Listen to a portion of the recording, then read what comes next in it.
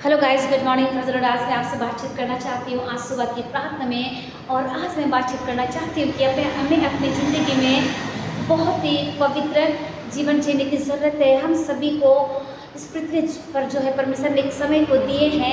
इस पृथ्वी पर हम क्या कर रहे हैं और आप कैसे जीवन को परमेश्वर के साथ में व्यतीत कर रहे हैं।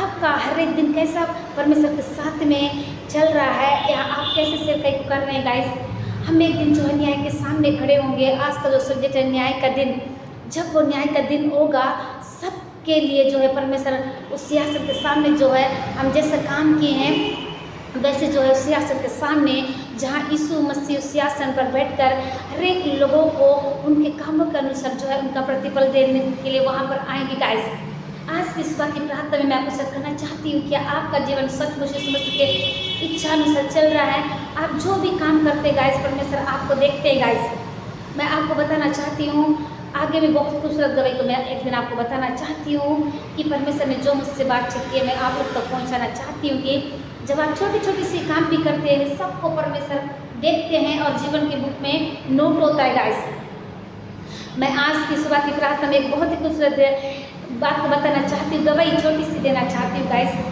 कल की बात है, मैं हर एक सुबह शाम का जो प्रेयर करती हूँ, मॉर्निंग प्रेयर, इवनिंग प्रेयर, और बहुत से लोग जो पूरा ऑल इंडिया में मेरे प्रेयर को अटेंड करते हैं और इंडिया के बाहर से भी करते हैं। कल जो है दिल्ली और मुंबई से कई लोग मुझको मैसेज किए और कहा कि आप जो है बेटी जो है परमेश्वर के लिए पूरे समर्पित हो गई है और ऐसे ही जीवन जीना है। आपका प्रेयर लाइफ को देखकर हमें बहुत अच्छा लगता है। मैं कभी सोची नहीं थी कि लोग जो है ऐसा कहेंगे, लेकिन मैं पिता को धन्यवाद देती हूँ जिन्होंने मुझे मौका दिया कि मैं इन वचनों को लोगों तक पहुँचा रही हूँ।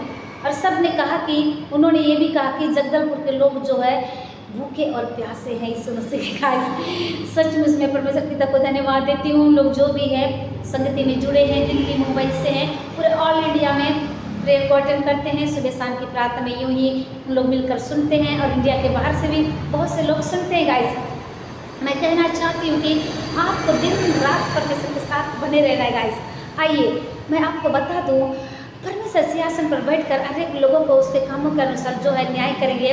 चाहे आप छोटी सी काम भी करते हो, हर एक चीज़ का परमेश्वर जो है न्याय करेगा। इसलिए आप अपने पापों से मन को फिराएं। यही समय है परमेश्वर ने जो आपको दिए हैं, कहीं आप छूट न जाए। गाइस, एक सही जीवन यीशु के अनुसार जीवन जीने की आप कोशिश करें। परमेश्वर आपकी सहायता करेंगे। आप परमेश्वर से प्रार्थना करें। आप उस पाप से नहीं निकल पा रहे तो आप परमेश्वर से प्रार्थना करें, परमेश्वर आपको निकालेंगे।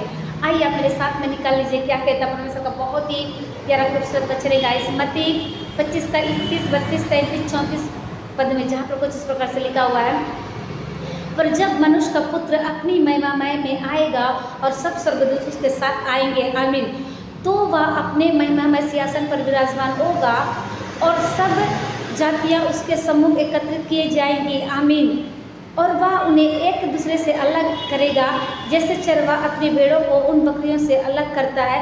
वह भेड़ों को अपनी दाहिनी ओर तथा बकरियों को बाईं ओर करेगा। तब राजा अपने दाहिने हाथ वालों से कहेगा कि ए मेरे पिता के धन्य लोगों, आओ उस राज्य के अधिकारी बन जाओ जो जगत की उत्पत्ति से तुम्हारे लिए तैयार किया गया है, आमीन। गाइस, अब यहाँ पर देखते हैं कि यीशु मसीह का बहुत ही प्यारा खूबसूरत वचन है। ये उन लोगों के लिए कह रहे हैं कि जो परमेश्वर के साथ में बने हैं। वो कहते हैं कि उस राज्य अधिकारी बनो जो जगत में मेरे पिता ने धन्य लोगों को कहते हैं कि आओ उस राज्य के अधिकारी बनो जो जगत की उत्पत्ति से तुम्हारे लिए तैयार करके रखे हैं। परमेश्वर के साथ जो बेटी बेटा चलते हैं, दास दासी लोग चलते हैं, परमेश्वर ने जो है उनके लिए जगत में उत्पत्ति से लेकर जो है उनके लिए एक राज्य अधिकारी जो पद है उसको तैयार करके रखे हैं। वो परमेश्वर हर एक लोगों को जो है एकत्रित करेगा, वो एकत्रित करेगा और उन्हें एक दूसरे से अलग करेंगे। भेड़ों को अलग और बकरियों को अलग। मीन्स भेड़े और बकरियां का मतलब है कि गाइस, हम संसार में भेड़े वे जो है जो परमेश्वर की आवाज़ को सुनती हैं और बकरियां वे जो है जो संसार के लोग हैं। गाइस, जो मैं करते रहते हैं। गाइस, हमको जो है एक भेड़ बनना है।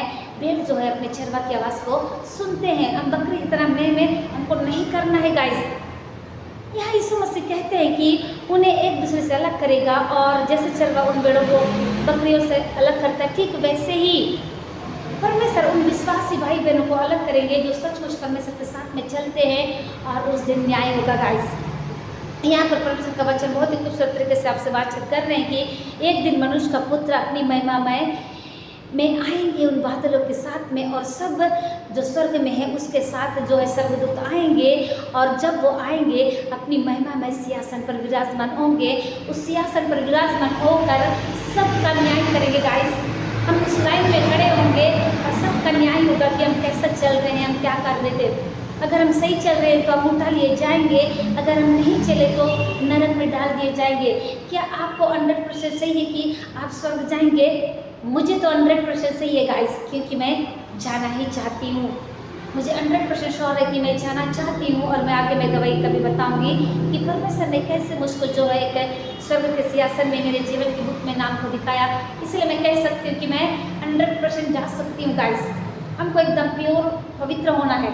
सो गाइस, मैं आशा करती हूँ कि आप सब इस वचन को सुनकर बहुत अच्छा का आशीष को पाएंगे। सबके लिए मैं प्रे करना चाहती हूँ। धन्यवाद, धन्यवाद जीवन के देने वाले सामर्थ्य में प्रभु यीशु मसीह, आपकी खूबसूरत उपस्थिति के लिए धन्यवाद करती हूँ। इस समय जितने लोग मुझे देख रहे हैं, सुन रहे हैं, मैं आशा करते हुए आश्रित हो रहे हैं। इस समय जितने लोग पिता आपका उद्धारकर्ता के रूप में ग्रहण नहीं किए, तो यीशु के नाम से ग्रहण करने वाले हो सके पिता।